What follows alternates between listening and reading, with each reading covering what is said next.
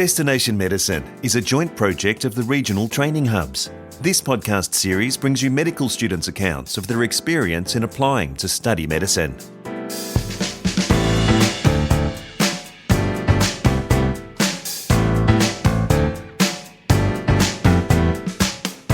Welcome to Destination Medicine. I'm Peter Letts.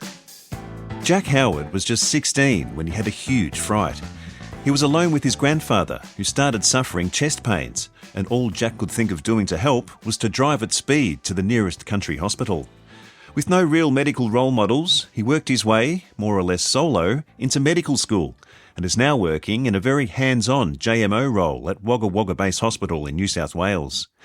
Jack says he has no real desire to ever work in a big city after his rural medical experiences.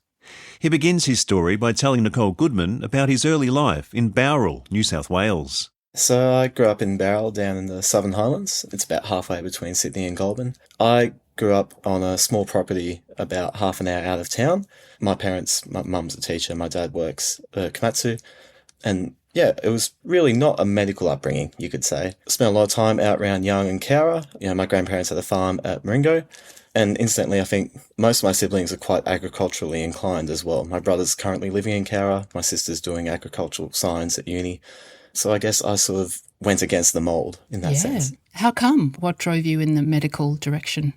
I guess it started when I had an experience when I was 16 years old where I was out driving near Wombat with my grandfather. It's about 45 minutes south of Young, delivering some furniture, when he developed some chest pain and sort of doubled over in the driver's seat. So we pulled over and I bundled him out and got him in the passenger seat and drove him straight back to Young. So it was meant to be a 45-minute drive, but I did it in half hour. Yeah. And chucked him into the ED. And I guess I'd never seen that sort of thing happen before. And what I now know was a primary survey and an initial workup for an undifferentiated chest pain. At the time, I had no idea what was happening and I was terrified. Subsequent to that, there wasn't a great outcome and I didn't think it was handled too well in the months down the line. And I guess my thought at the time was, this can be done better. I thought, I can do this better. I went to a science camp called the NYSF where I got some exposure to a pathology lab and some other things that were medical. And up to that point, I'd never considered it. But after I got that experience, the more I looked into it, the more I thought, oh, wow, this is really cool. But obviously, I hadn't ever looked into medicine before and I didn't know anyone who was working in that field. So I sort of had to figure it out for myself.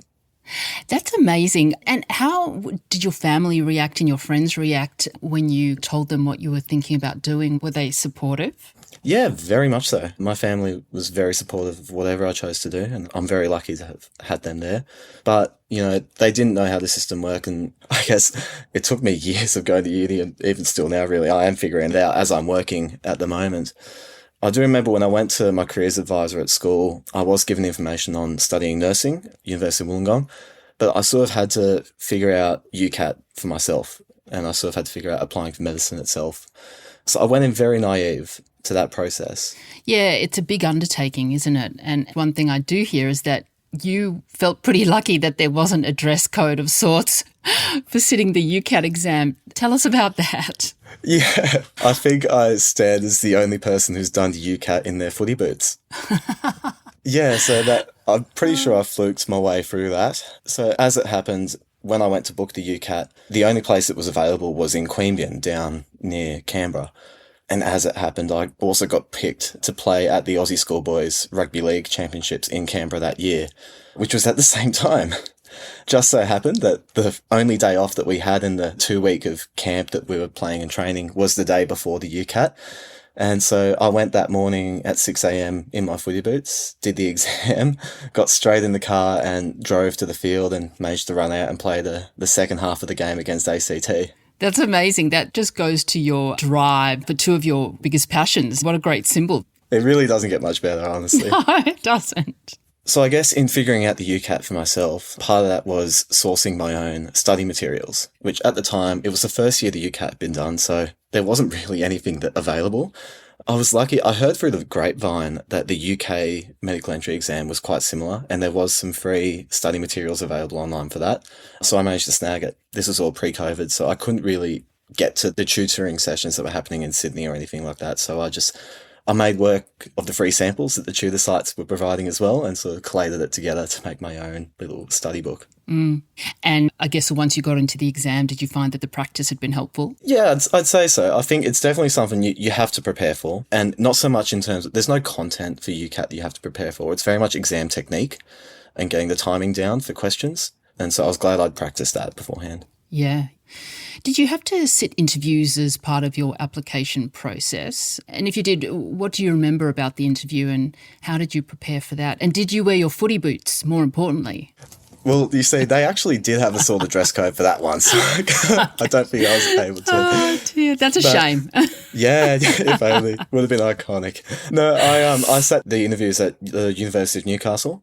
I guess it speaks to my naivety. I did very minimal preparation for it leading in. I sort of went in pretty much completely blind. And I guess in a way that did help me in the end, because even though it was off the cuff, like the answers I gave were very much like genuine for who I was. And I think some people can, if they're over prepared, their answers can come across a little bit stilted and a little bit scripted. So having that element of rawness and, genuine passion for what I was talking about, I think did help me. And I'm a big believer in the halo effect as well. What's the halo effect? When you walk into a room where there's an examiner, the first impression you give the examiner can have an impact on what your final score is. So I always tried to walk in and make the examiner smile within the first 10 seconds I'd met them and project an air of confidence, even if I wasn't feeling it whatsoever. Yeah, exactly. Now, you were accepted into Newcastle University to study medicine through the rural pathway. And then COVID hit. How did that impact your uni experience, do you think? We were definitely the guinea pig year, being the first year in 2020. In the end, I think we sort of trauma bonded throughout it, as much as we spent the first 2 years effectively not seeing anyone.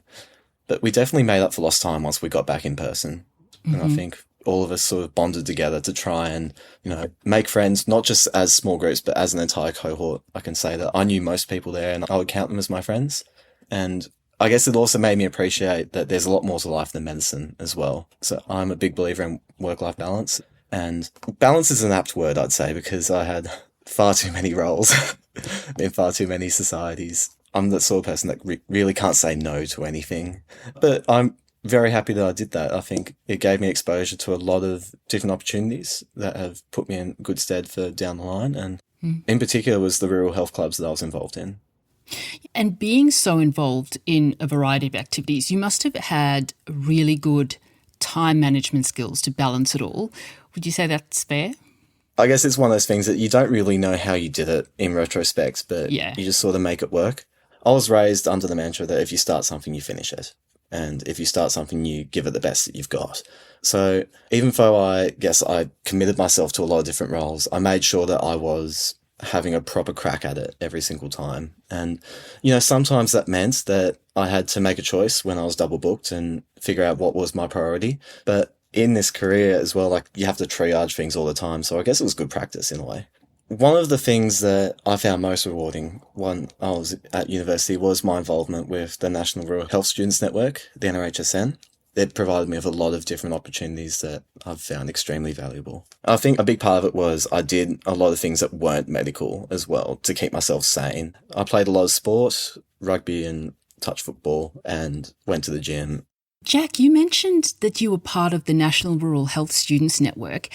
Can you tell us a bit more about what that is and what your involvement was? So the NRHSN, it's the overarching rural health society that connects university students across the country that are interested in supporting rural health and rural health careers. So it's the only multidisciplinary national body that connects uni students together with more than 12,000 members. So I was the National Outreach and Engagement Officer. So I would assist with running rural high school visits and those outreach trips that all rural health clubs at universities have to do in order to maintain state funding. And we'd also run our national councils. So I took part in helping to organise those, where we got people together from all across the country, shared ideas on how to best run clubs, how to best maximise our impact and our outreach, and developed a shared business model and plan for where we wanted to go ahead.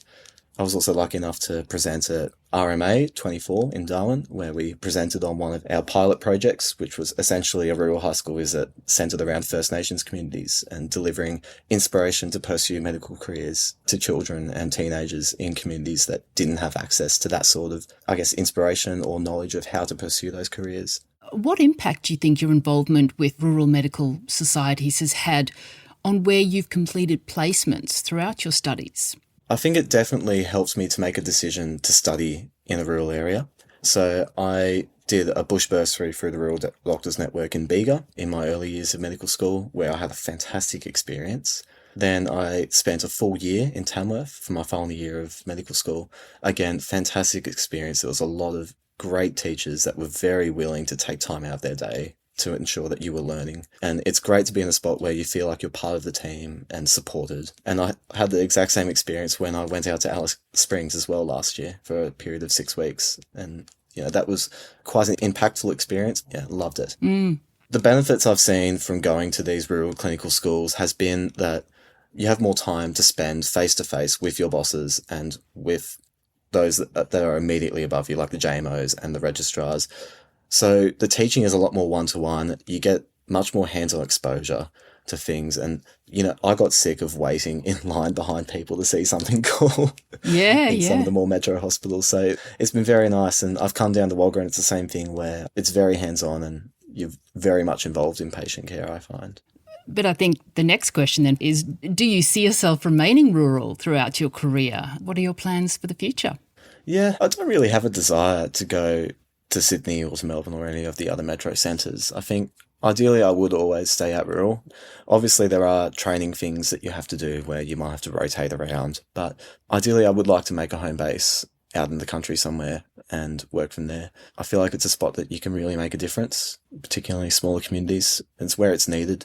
I've got an interest in the rural generalist pathway, either ACRM or RACGP. I think there's a lot of different opportunities there and it will only continue to develop going forward, so watch this space. Yeah, absolutely. Watch this space. Lastly, Jack, for listeners and for those people thinking about heading into a career in medicine, what's one piece of advice you'd give to people about to embark on their journey into medicine? I'd say be forgiving to yourself. I think people that go into medicine tend to be quite type A personalities and quite perfectionistic. And I'm certainly no exception.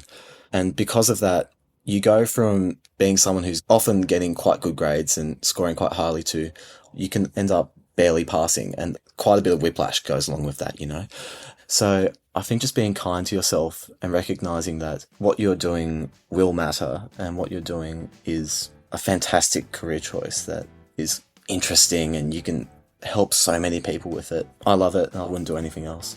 Jack Howard, a junior medical officer working at Wagga Wagga Base Hospital in New South Wales. This is Destination Medicine. Thanks for listening. Regional training hubs are supported by funding from the Australian Government under the Rural Health Multidisciplinary Training Program.